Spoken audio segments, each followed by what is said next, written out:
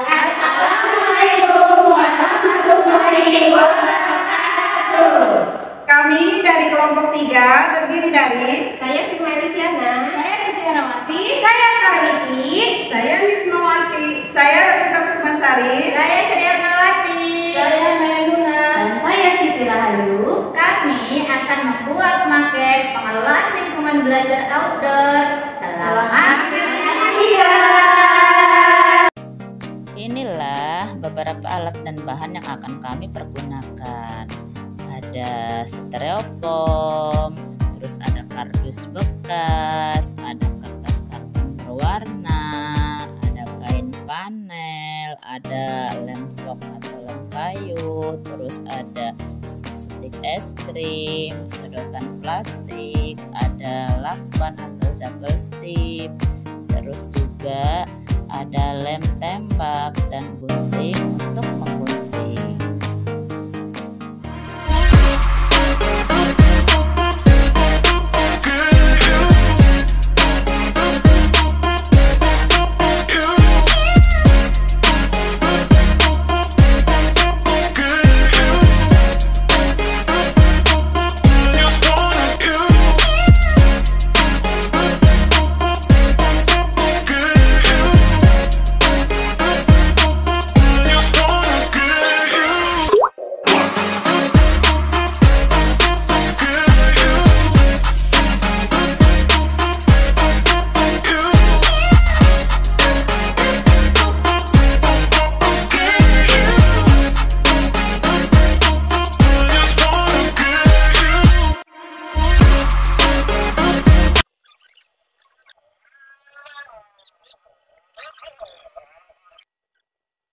Selamat datang di PAUD Bina Bangsa.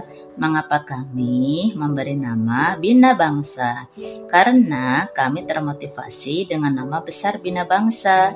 Sedikit mengutip kata-kata dari Pak dosen. Gak apa-apa kan Pak?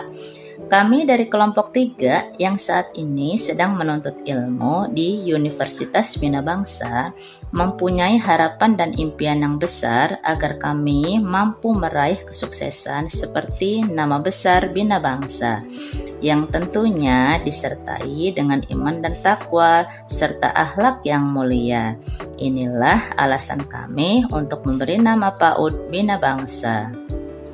Dalam pembuatan maket pengelolaan lingkungan belajar outdoor atau di luar kelas bertujuan untuk membuat anak merasa nyaman dan senang ketika kegiatan pembelajaran di luar kelas. Karena pendidikan di usia dini memang pada dasarnya adalah belajar sambil bermain dan bermain sambil belajar. Perlu diketahui bahwasanya pelajaran di luar kelas tak hanya berperan sebagai tempat bermain, akan tetapi sebagai wadah untuk mengekspresikan keinginan anak dan sebagai media pembelajaran yang efektif ketika anak merasa bosan dan jenuh di dalam kelas. Karena kegiatan di luar ruangan merupakan suatu bagian integral dari program pendidikan anak usia dini. Pengelolaan lingkungan belajar outdoor adalah sebagai fasilitas yang dapat dimanfaatkan untuk membantu perkembangan anak. Ketika anak-anak bermain di luar, mereka menunjukkan ketertarikan serta rasa ingin tahu yang tinggi karena lingkungan di luar kelas selalu ada kejutan dan kaya akan perubahan. Contoh media pembelajaran outdoor seperti area air. Aktivitas dalam air sejak dini membantu anak untuk mengembangkan semangat, menjaga kebugaran jasmani anak, dan juga membantu mengembangkan kekuatan otot, mengkoordinasikan keseimbangan. Bermain dengan air tidak hanya mengajarkan bergerak melalui air, namun mendorong eksplorasi, rasa ingin tahu, kepercayaan diri, kegembiraan, ketertarikan, pengambilan resiko, dan penentuan. Area memanjat. Pada umumnya, tempat bermain di TK telah memiliki peralatan memanjat. Anak-anak dari berbagai usia sangat menyukai daerah ini. Anak-anak yang lebih muda mungkin hanya akan memanjat lebih sedikit.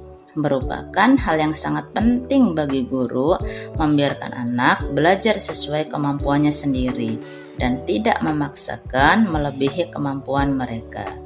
Hal lain yang perlu diperhatikan adalah resiko kecelakaan yang cukup tinggi di area ini.